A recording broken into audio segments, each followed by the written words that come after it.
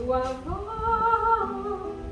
lá no alto da montanha, quando a brisa acariciava os seus lindos cabelos e o sol colorindo a natureza derramava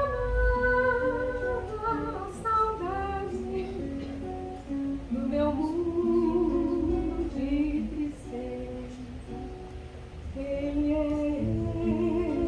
esse peregrino que surgiu no meu caminho, transformando a minha vida em sonhos de amor e paz e saudade do Rio de Janeiro, da Galileia. Minha vida, após vidas, tem saudade desse alguém. A minha alma comovida, contemplando o passado no transporte de amor e luz pelos caminhos, escutou na voz do vento esse homem é Jesus. É Jesus.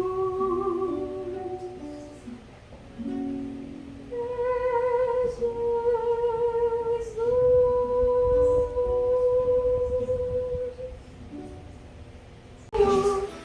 O suave interesse de olhar leve e brilhante na cor do céu profundo. Os meus olhos chorarão tanto de alegria e brilharão no meu pranto como pérolas de luz. Eu ouvi a sua voz lá no alto da montanha, quando a brisa acariciava os seus lindos cabelos e o sol colorindo a natureza derramava saudade no meu mundo de tristeza. Quem é esse peregrino que surgiu no meu caminho, transformando a minha vida em sonhos de amor e paz e saudade do Rio de Janeiro, da Galileia. Minha vida, após vidas, tem saudade desse alguém. A minha alma comovida, contemplando o passado no transporte de amor e luz pelos caminhos, escutou na voz do vento esse homem é Jesus. É Jesus.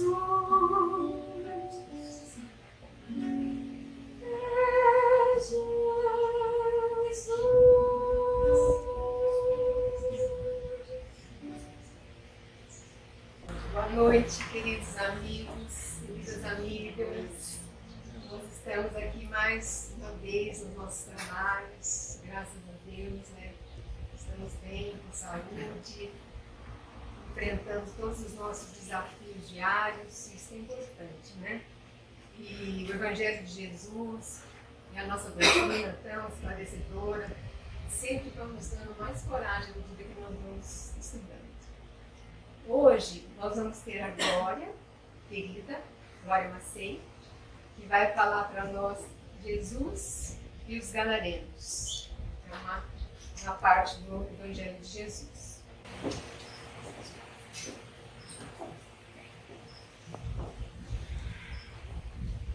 Boa noite, meus irmãos. Boa noite. Mais uma vez que nós estamos nessa casa de oração abençoada, onde nós estamos realmente em busca de projetos, de pensamentos, de ideias mais elevadas, dentro de uma categoria, ou seja, qualidades morais, buscando conhecimento para a elevação de nossos espíritos. E os nossos espíritos, nós sabemos que é a nossa força, é a nossa realidade. Estamos na Terra graças ao poder de Deus, nosso Pai Criador. Mas temos também que nos lembrarmos que Jesus, o Divino Mestre, é o nosso instrutor. É bem interessante. Então temos que estar sempre ligados com Jesus. Porque Ele é que nos leva a Deus. Nós somos os filhos do reino. Nós somos os filhos do reino. Então, Jesus, na sua divina presença, na sua divina luz, Ele vem até nós.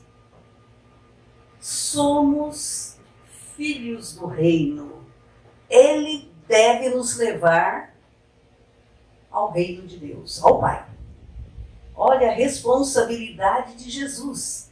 E é um trabalho que Ele faz com muito amor, com muita caridade. Se não tivéssemos Jesus, não teríamos condições de evoluir.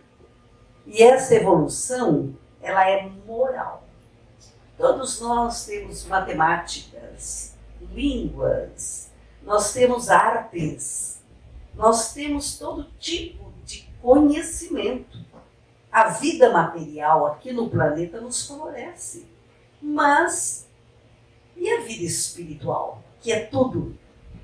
A vida espiritual é tudo. Mas o que acontece? Nós ficamos estagnados na parte material e deixamos o espiritual, que não deveríamos fazer isso. O Evangelho de Jesus, ele não é um conjunto de textos, ele é uma forma de vida, é o nosso modelo de vida. A parte espiritual nossa é muito importante. Tão importante que significa a nossa vida.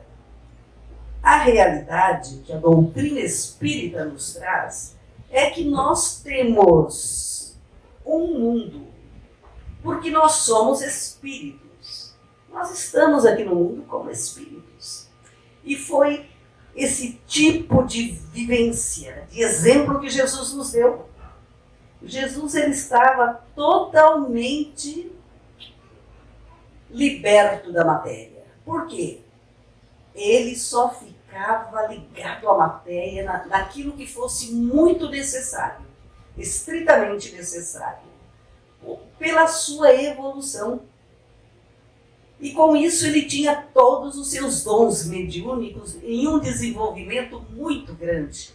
Dupla vista, audiência, fazia curas, desenvolvendo fenômenos que nunca foi desenvolvido por nenhum ser aqui na Terra.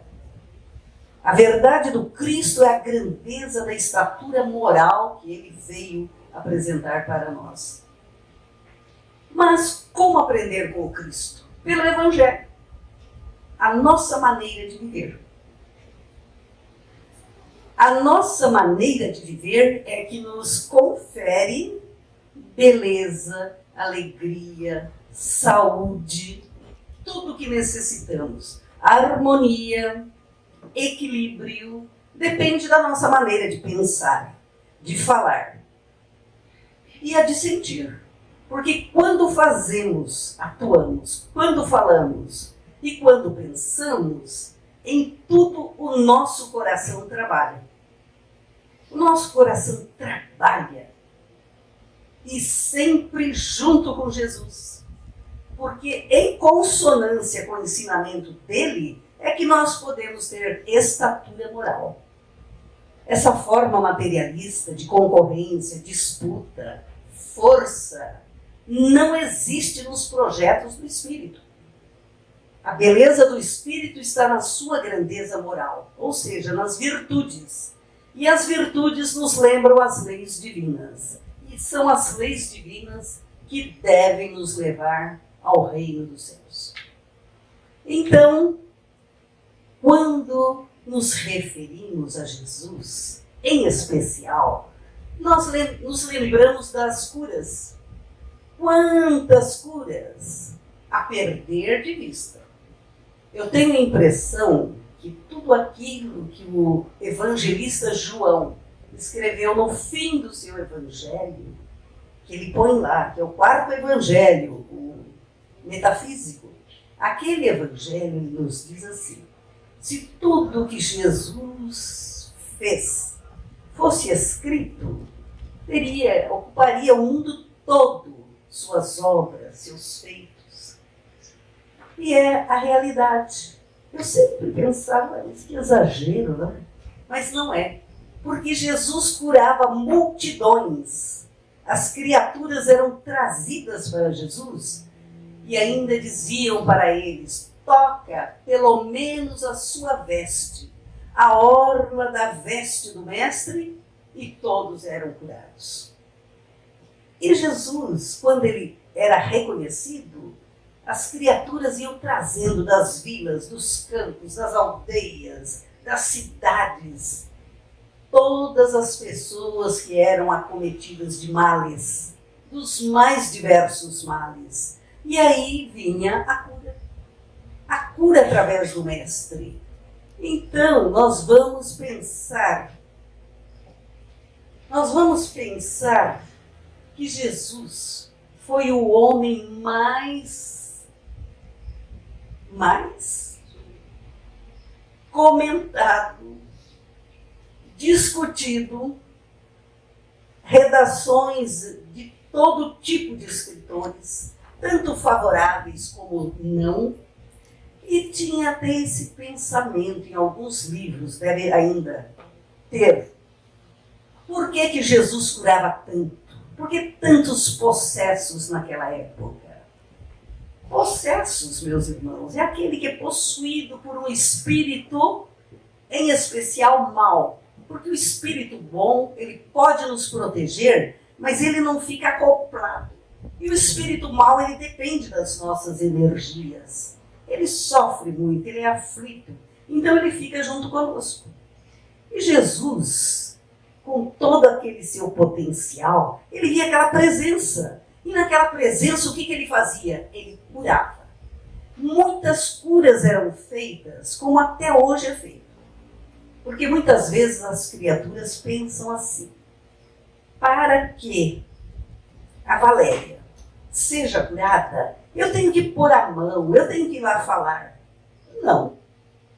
Se aqui houver um ambiente propício de corações elevados, o problema da Valéria vai ser resolvido de uma forma anônima.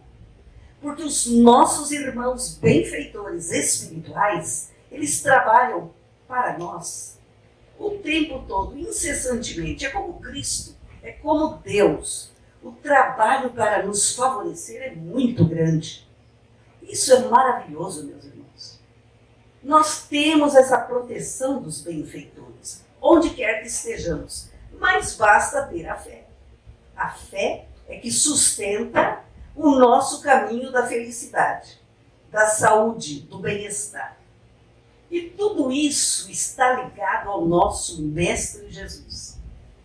Jesus, o médico das almas. Jesus, o médico das almas. Jesus, o mestre dos mestres. Porque é o único que veio à Terra ensinar a respeito do Espírito. Nós não temos currículo nas escolas ensinando a doutrina espírita, que foi ditada por espíritos tão elevados, poderosos, superiores, sob o comando do Cristo. Magnífica essa doutrina, graças a Deus que nós somos espíritas, porque é nessa doutrina que nós vamos encontrar realmente explicações para Deus e para Jesus. Jesus é revelado. Quando nós abrimos ali o Livro dos Espíritos, na questão 625, está descrito quem é Jesus. É o nosso modelo e guia. É o Espírito mais puro que já apareceu na Terra. A sua doutrina, ela era a pura expressão das leis divinas. É a pura expressão. Jesus é o cumpridor de leis, das leis do Pai. E ele estava animado do Espírito Divino, que é o Pai, é o médium de Deus. Logicamente, que sempre, onde quer que estejamos, num trabalho, nesse trabalho existem encarnados e desencarnados. Todos, até no trabalho de Jesus. Mas o poder, a direção era todinha de Jesus. Jesus não recebia influências mediúnicas de um espírito da terra, mas sim do Pai, direto do Pai. É tanto que o Evangelho é a obra de Deus, traz as palavras de Deus. E Jesus, ele mesmo disse, muitas vezes, se lermos o Evangelho, vai estar escrito, eu vim completar a obra de meu Pai.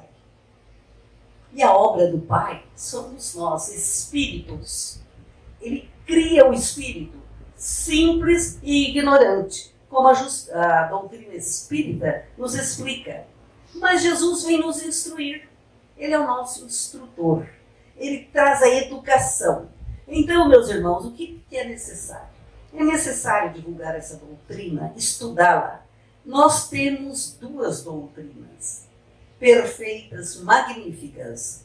A doutrina de Jesus, contida no Evangelho, e a doutrina espírita, também contida em livros, tanto escritos através da compilação de Kardec, que recebeu toda a doutrina através das mediunidades, de criaturas que tinham condições de trazer todo esse conhecimento, e ainda aí vem a explicação.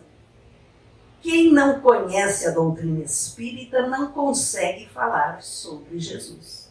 Não consegue. Não interessa a religião, não interessa o nível intelectual, não interessa. Porque Jesus fala do Espírito. E quem explica os Espíritos, o que significa a verdade do Espírito, é a doutrina espírita. Porque foi escrita por Espíritos superiores. Então, o que é que nós podemos pensar nisso tudo? Quando tem uma categoria de ensinamentos dentro da doutrina espírita que nos sempre foi trazida por médios de uma capacidade magnífica, como Francisco Cândido Xavier. Hoje em dia nós temos ainda vivo aqui junto de todos nós o Divaldo Pereira Franco. E o Divaldo, através de um livro que é muito interessante, que se chama Jesus e o Evangelho. Esse livro, ele vai nos trazer a seguinte redação. Nele, este livro vai nos trazer a seguinte Redação. O homem Jesus é totalmente livre das sombras individual e das sombras coletivas. Estas sombras que pairava na sociedade de sua época.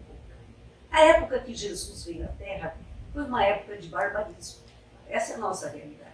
Se até hoje nós temos barbáries na nossa sociedade, porque para nós estudarmos Jesus que transcende a nossa condição de compreensão para saber quanto ele é puro, perfeito, então nós temos também que nos analisar.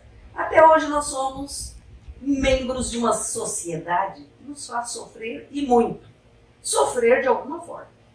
Porque quando estamos felizes, tem quantos sofrendo todo tipo de miséria, de aflição, de dor. E sempre movidos por fatores que nós geramos, nós, sociedade. Geramos por causa do nosso egoísmo e do nosso orgulho. As duas chagas que atormentam as almas e impedem o progresso dessas almas, que é o progresso moral. Porque nós temos que sair desse mundo.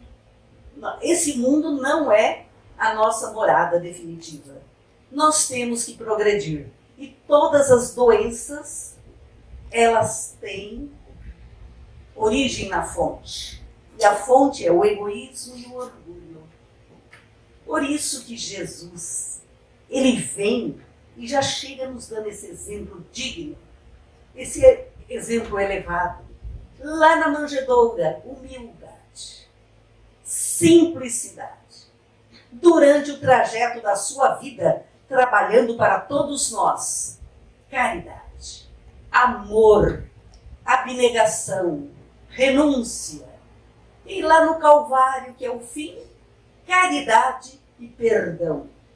Então aí estão, nesses 3 itens, berço, vida na terra e deixando a terra, tudo que nós temos que imitar, que são as virtudes. E as virtudes são leis.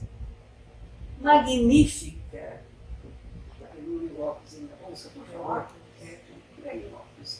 Magnífica situação para nós. Exemplo de vida, ele é modelo e guia.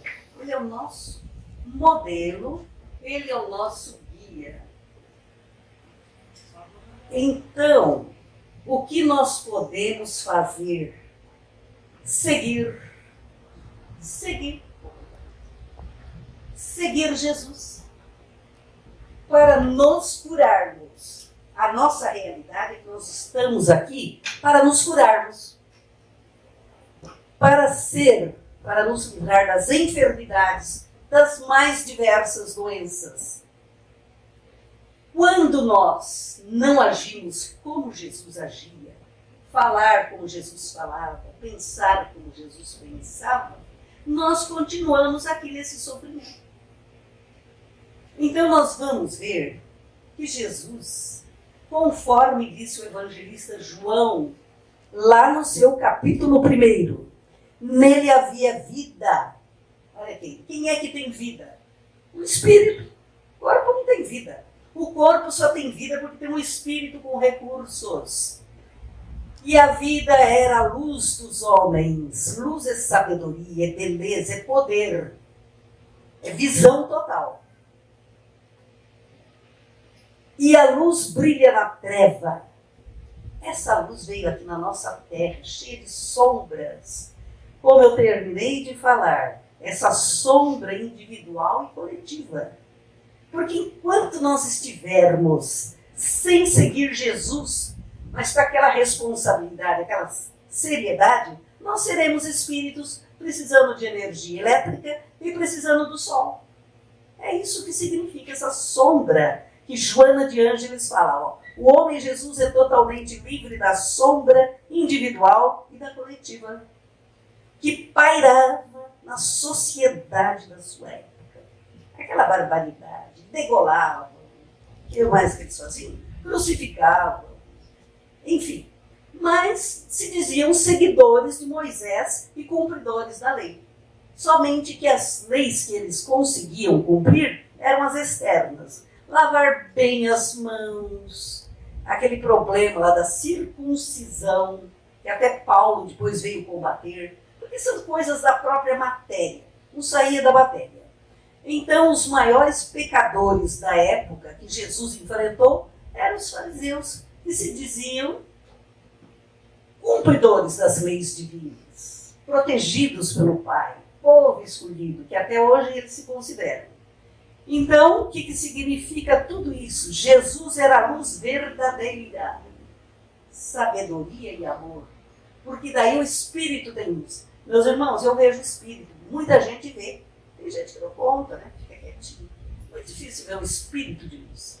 Mas quando o Espírito de luz se apresenta, ele ilumina o local com uma luz tão maravilhosa, ele ilumina o local, não precisa de luz. É isso que significa buscar Jesus. Nós precisamos ter essa luz. Olha só.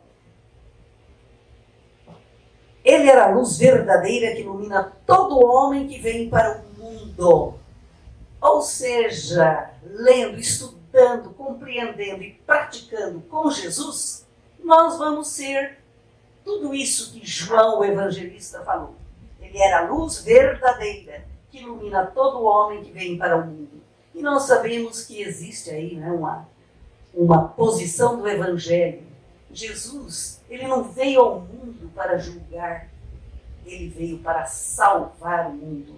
E esse salvar não significa uma definição, mas que cada um possa se livrar do mal que ele mesmo arruma para si e até para vibrar para os outros. Isso que é salvar. Cada vez que eu me livro de uma inconsequência, de um vício, de um pecado, de um erro, eu estou me salvando daquele campo. Então, o que nós vamos ver? Por que Jesus curava tantas doenças? Por que tantos doentes vinham ao encontro de Jesus? Porque a humanidade está num mundo de provas e expiações. A compreensão do Evangelho de Jesus ainda está distante do nosso interesse, da nossa vontade. E ter vontade é muito importante para a nossa evolução, para o nosso adiantamento. É muito importante. Porque muitas vezes nós temos preguiça. Ou então não temos vontade, não é nem pela preguiça, pelo desinteresse. Ocupamos-nos com coisas diversas, mas não com um estudo tão sério como é o estudo que dá no Evangelho. Então, o que significa tudo isso? Ali a criatura não pôs em ação a sua vontade. E a vontade é um tipo de pensamento, como as emoções, como as paixões. Eu estou apaixonada por alguma coisa. Quero comprar o carro X. Isso é uma paixão. Então, isso é uma vontade. Mas quando eu movo essa vontade, é porque eu estou movendo o meu pensamento, que é uma faculdade da minha alma. Pensamento é faculdade da alma. Quando Deus nos cria, e conforme a nossa evolução, nós vamos tendo vontade. Enfim, toda vontade é muito necessária. Mas temos que entender que é um pensamento que nós estamos usando.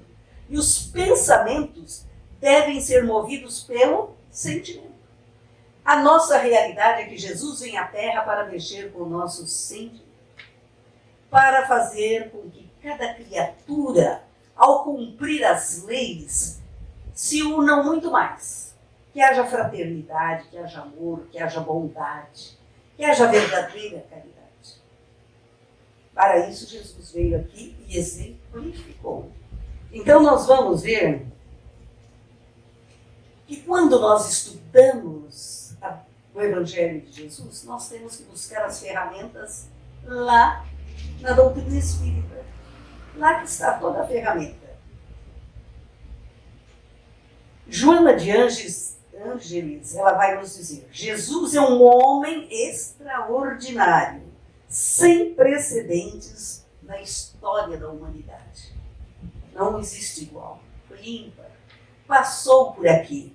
Meus irmãos, é a literatura mais bela que existe quando nós nos habituamos a ler o Evangelho. Não existe igual.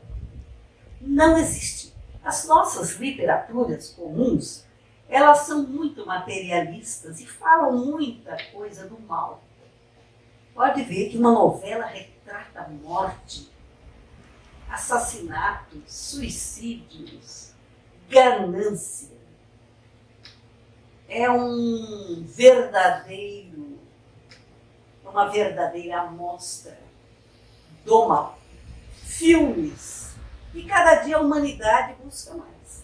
E a parte sensual? Da dó, perversa. E isso está atrapalhando muito a nossa evolução. Porque enquanto nós tivermos uma criança sendo violentada, um jovem, enquanto nós tivermos as penitenciárias lotadas, enquanto nós tivermos os pensamentos maléficos, cruéis, de egoísmo, de orgulho, de vaidade, enfim, de tudo isso que nós sabemos o que faz, nós sofreremos junto. Não vai haver felicidade, porque o pensamento é uma matéria. Se eu começar aqui a cobiçar, adulterar, enfim, aqui vira um clima de sintonia, onde criaturas bem depravadas, baixas, criaturas que não aprenderam, porque se nós hoje ainda não sabemos combater o orgulho, o egoísmo, todo esse sofrimento trevoso, essa ignorância é a ausência do saber. Então nós vamos sofrer juntos. Por isso que nós temos que, com muito amor e muita caridade, como espíritas, pregar essa doutrina que purifica, que aperfeiçoa, que eleva e que nos traz o Cristo, que é o maior recurso que a Terra pode ter. Esse mestre veio e nos ensinou. Então vamos falar um pouco das curas, dos fenômenos que ele desenvolveu aqui na Terra, para nós vermos o valor extraordinário, o poder que esse nosso irmão tem. É grandioso. O poder de Jesus extrapola. Nós temos, quando pensar em Jesus, lembrar de cada irmão que nós temos. Quem tem um filho, quem tem um neto, quem tem um vizinho, quem tem alguém sofrendo. Lembrar dos hospitais, lembrar das noras, dos genros, enfim, dos antepassados, nossos parentes que deixam a terra e que não conseguem sair da terra. Então, vamos lembrar de Jesus. Quem é que ele curava? O que é que ele falava naquele momento? Que doença que era aquela?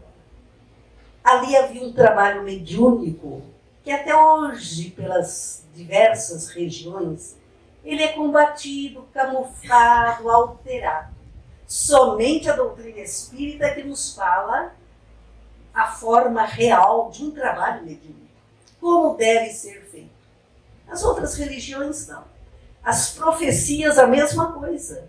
São nós, médiums, que temos intuições. Só que daí as outras doutrinas inventam coisas como se fosse uma coisa fenomenal, prever alguma coisa. E não é fenomenal, porque as coisas estão aí. Tudo é matéria, nós vivemos no meio da matéria. Pensamento é matéria.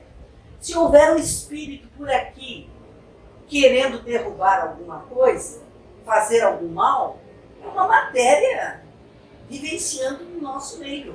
Então nós podemos captar esse pensamento. Basta que tenhamos mais condições mediúnicas, lido, estudado e pondo em prática as doutrinas. É assim que é a evolução do médium. Eu, quando era bem mais nova, tinha um sofrimento medonho, espiritual. Ninguém conseguia me ajudar a orientar a minha mediunidade. Cada um era um ambiente bem atrasado. Eu já falei até para alguns que moravam lá comigo, eu falei, nossa, o sofrimento era muito grande. Por quê? Porque você tem que ter conhecimento de como se libertar do mal e o que significa mediunidade. Mediunidade não é, de repente eu estou aqui escrevendo, como Chico Xavier. Não, não é mecânico assim. Ele chegou naquele ponto, realmente ele já vinha com uma proposta muito especial. Mas nós podemos ter também a nossa especialidade aprimorada a partir do momento em que nós estudamos muito mais o Evangelho de Jesus e a doutrina espírita, ouvimos muito mais palestras, nos empenhamos, então vamos ser médiums para ajudar muito mais a coletividade. Esse tal de sentar e aguardar que eu vou falar, muito bem, nossa, tem um dom. É fruto de estudos, de observações, de análise, de reflexão. Todos os médiums, a não ser, e daí tem um outro, não é? A não ser todo médium que se propõe a trabalhar naquela área em que ele é chamado, ele tem equipes que vêm auxiliá-lo no ato. Então, o curador, a equipe de curas, o que faz uma palestra? Intelectuais, filósofos, enfim. Quem mais que vem? O psicógrafo, vem os escritores, os entendidos para deixar a sua mensagem. Então, todos nós, meus irmãos, temos que nos dedicar ao estudo e buscar o trabalho. E auxiliar as casas espíritas, porque a doutrina espírita auxilia muito na iluminação do espírito. Porque é a única doutrina que vai nos falar do modo, dos meios que nós nos auto-iluminamos. A auto-iluminação, que é o estudo, é a dedicação, é a mudança de comportamento. A cura real que existe, essas curas que Jesus fazia, essa cura real, ela é a única que nós temos, porque ela é nossa. Nós é que nos curamos através da vontade e da mudança. Então, a cura, na verdade, é uma autocura, que é a verdadeira cura. É quando nós compreendemos que temos defeitos, vícios e mudamos. Aí vem a nossa autocura. Hipócrates é o pai da medicina. 400 anos antes do Cristo, ele já falava sobre isso. E a tua cura é feita pelas forças que vêm do teu interior e cura as tuas próprias doenças. Essa força é mental. É o nosso campo mental trabalhando, movido pela luz e pelo sentimento espiritual.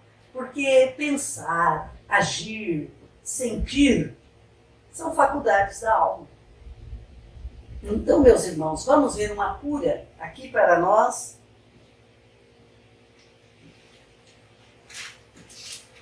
Para que nós possamos lembrar de Jesus.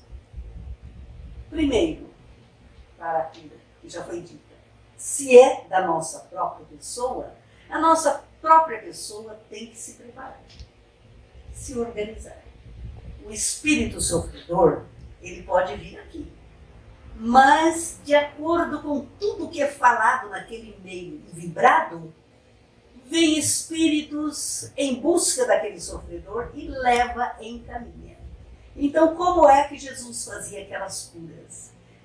Quando nós lemos as curas, nós vamos ver que os espíritos diziam, nos possessos, Jesus, Filho do Deus Altíssimo. Não era isso que eles falavam? Depois nós temos os leprosos. Os leprosos chegavam para Jesus e diziam, Rabi, se quereis, podeis me limpar. Sempre assim. E Jesus, ele perscrutava aquela alma. Ele via ali se realmente havia uma fé. O principal motivo que Jesus nos mostrava para a sua cura era ter fé realmente. O que queres que eu te faça? Em todos os momentos em que Jesus curou, tanto o físico como a parte espiritual, nós temos que entender que Jesus não curava o físico, que Jesus curava a alma. Só que nós pensamos, né? Ele regenerou uma mão, ele curou um paralítico, tanto aquele paralítico que desceu pelo fogo, como aquele paralítico daquela piscina de Betsaida. Então isso tudo é cura da alma. Jesus é o médico das almas. Por quê? A alma tem o seu corpo, que é o perispírito, e o perispírito é que fica concentrado com todo o sistema de males que nós possamos adquirir. E o nosso corpo é o filtro que vai expelir tudo isso. E a nossa alma, ela fica ali. Na verdade, segundo a doutrina, nunca ninguém viu a alma. A alma fica ali sofrendo influências da matéria também. E com isso, o perispírito chumbado, pesado, escuro, cheio de sombras, prejudica a elevação da alma, prejudica a evolução, a mudança, a ascensão para Deus. Mas então, o que significa curar a alma? Significa curar o corpo. Uma alma, ela cura o próprio corpo, como eu já disse. E aí está concluído. Nem que seja durante um tempo de sofrimento, de repente não é de repente, é instantânea. Porque a cura não é mecânica. A cura depende de muitos modos e critérios da própria criatura. Depende da fé. Mesmo indo aos hospitais, lá existem equipes espirituais. A doença tem como recurso a casa espírita, porque ela tende a iluminar a criatura, os caminhos do espírito. No preparo pelo estudo, pelas palestras, pela água fluidificada. Daí nós temos hoje tantos hospitais e recursos da medicina, laboratórios excelentes. E nós temos a própria fé da criatura. A criatura movida pela fé. É o que move as montanhas. Então vamos ver a cura do servo do centurião, para refletirmos algo sobre a cura. Essa cura foi narrada por Mateus, por Lucas e por João.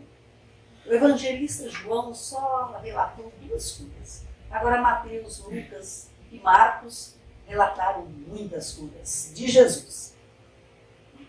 Em Cafarnaum havia um centurião que vem e suplica a Jesus: meu servo está deitado, paralítico, aflito.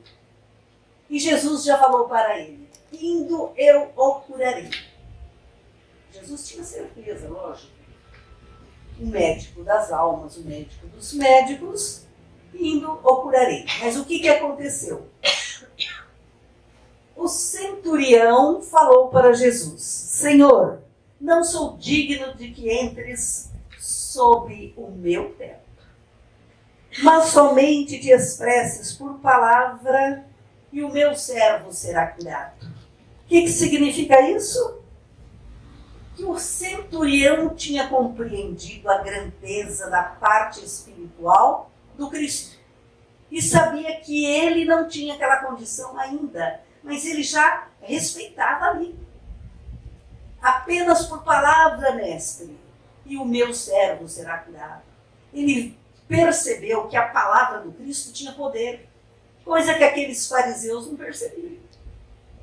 E ele vem e reverencia o mestre e confia. Isso é muito importante. Então, e ele ainda diz para o mestre: eu também sou um homem sob autoridade.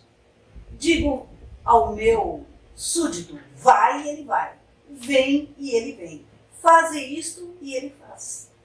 Ou seja, no projeto da matéria, ele era autoridade. Mas e o projeto espiritual? Ele ainda não tinha preparo. mas ele já estava se garantindo, hein? É tanto que depois ele passa a seguir o mestre. Jesus maravilha-se com a posição do centurião e diz: com ninguém em Israel encontrei tamanha fé. Olha bem, porque até ali era uma disputa, né?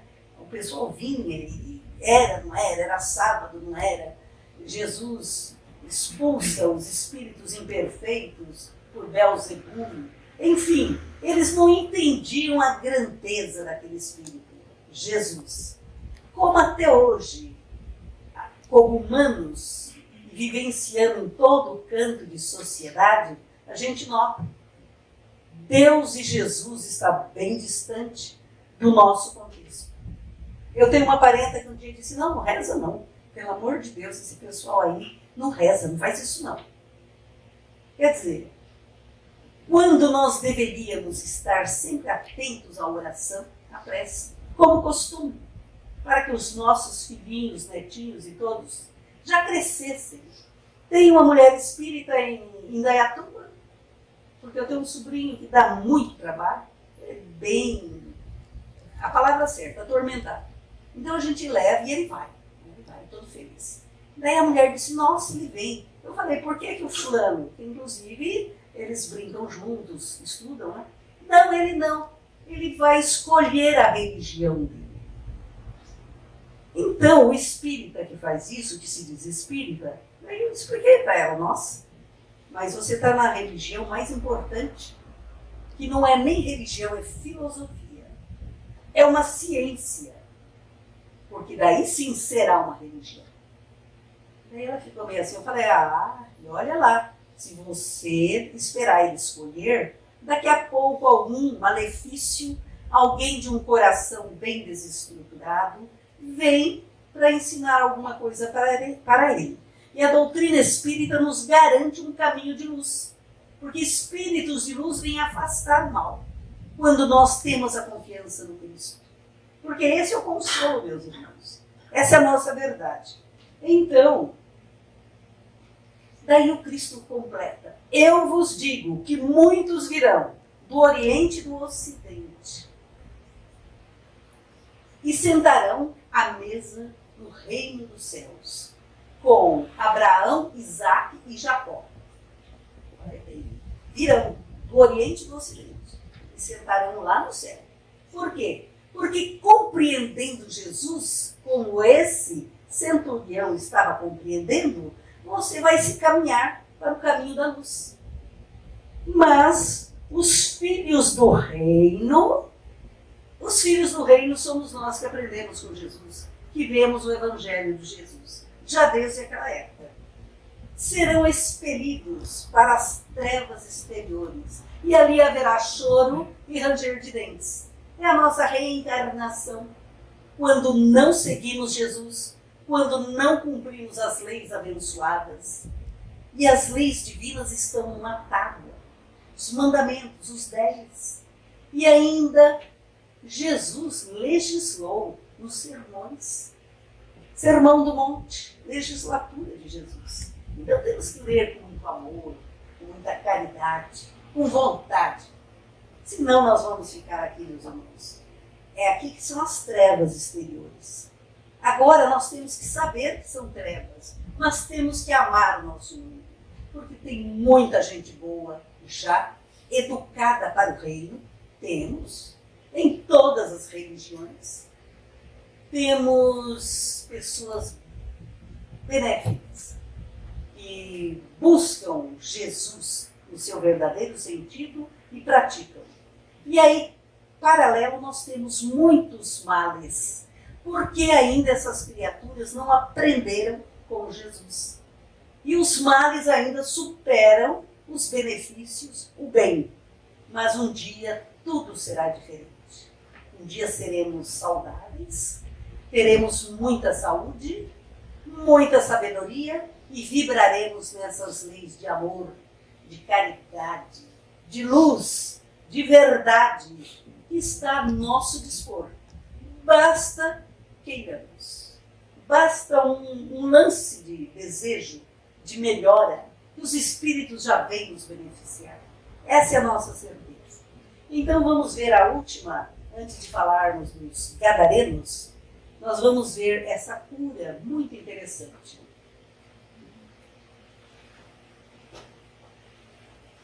Deixa eu ver minha cura aqui. Um endemoniado epilético.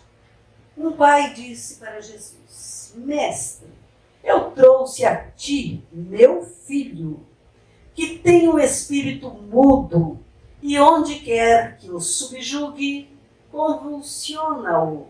Ele espuma, rilha os dentes e definha-se. Essa é a possessão do espírito inferior, do espírito mau, do espírito sofredor.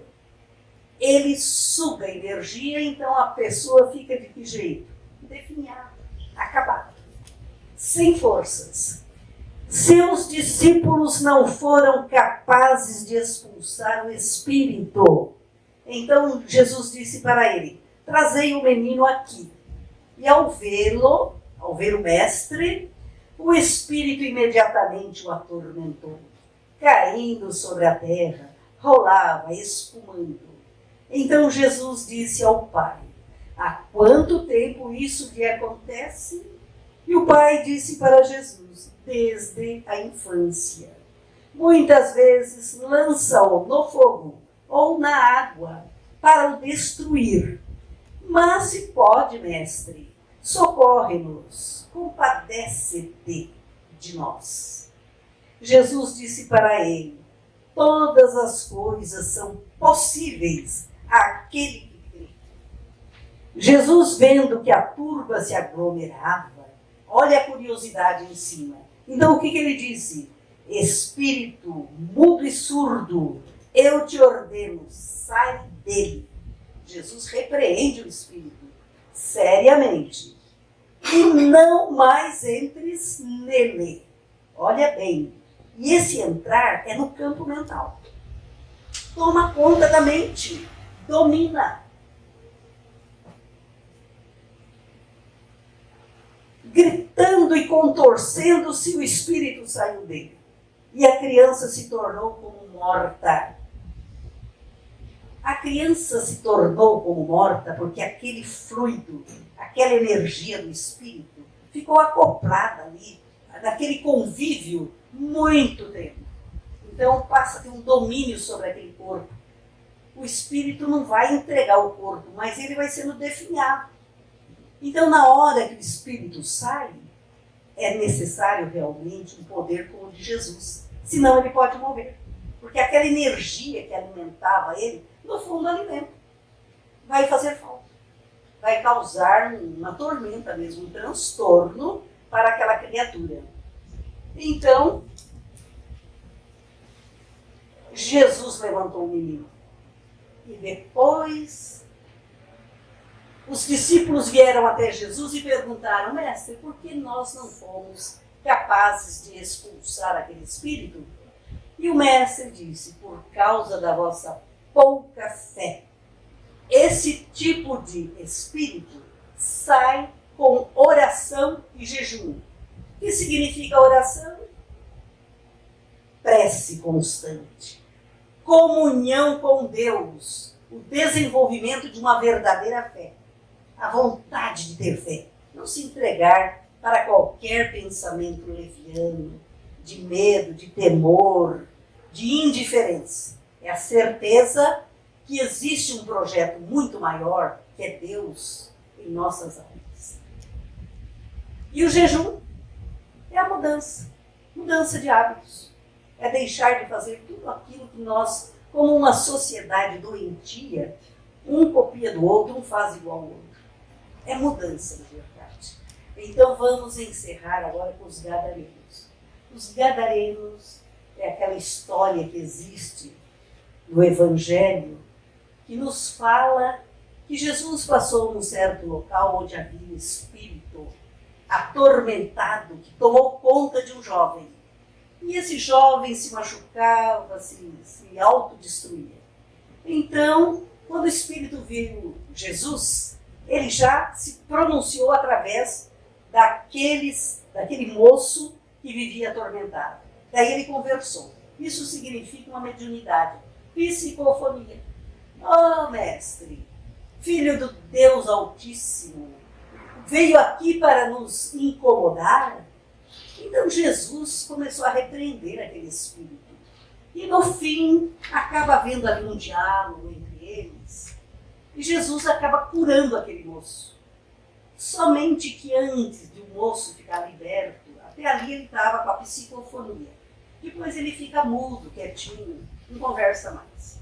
Mas Jesus pergunta para aquele espírito: qual é o teu nome? Ele disse: Legião, porque somos muitos.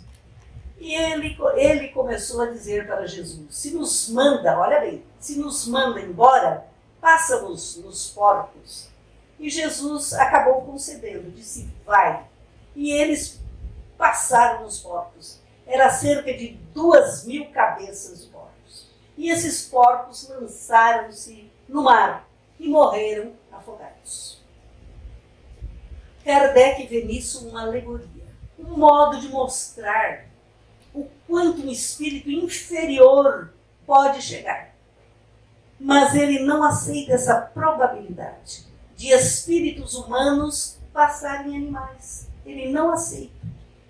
Então, foi aquilo apenas um modo de mostrar uma alegoria, alguma ideia que tiveram, mas não é aceita pela doutrina. Então, nós podemos ver que muitos feitos, muitos escritos sobre Jesus, nós temos que repensar, observar mais, porque às vezes pode ser uma alegoria. E Jesus, ele vai nos auxiliar no pensamento, nas intuições, dizendo para nós que todos serão ensinados por Deus. Isso é muito importante para nós. Todos serão ensinados por Deus. Ou seja, a espiritualidade da luz, ela vem para nos ensinar. Nós temos mestres durante o nosso sono, até mesmo na vigília, as intuições. E esse ensinado por Deus, e todos, ainda Jesus completa, e todos que ouvem o Pai e aprendem com Ele, vêm a mim. Ou seja, o poder da espiritualidade que coopera com o Pai nos traz para Jesus. Nós, como pessoas que aqui vivemos, meus irmãos, temos que levar as criaturas até Jesus. Quando chega em Jesus, daí ali é a criatura e Jesus. A partir daí. Pode ser teu filho, teu marido, teu vizinho, mas é ele com Jesus. Porque a partir daí vem todos os benfeitores, os ensinamentos e tudo aquilo que nós necessitamos para ser realmente filhos de Deus. Porque daí vamos ter a mansuetude, a bondade, a beleza, a caridade, vibrando para todos nós. São as palavras para a noite de hoje, meus irmãos. Agradeço a oportunidade e espero que esse Evangelho divino nos faça cada dia mais fraternos, mais amorosos e mais poderosos em atos, pensamentos e palavras, plenos do sentimento, ligados ao Criador e ao Mestre Jesus. São as palavras para a noite de hoje.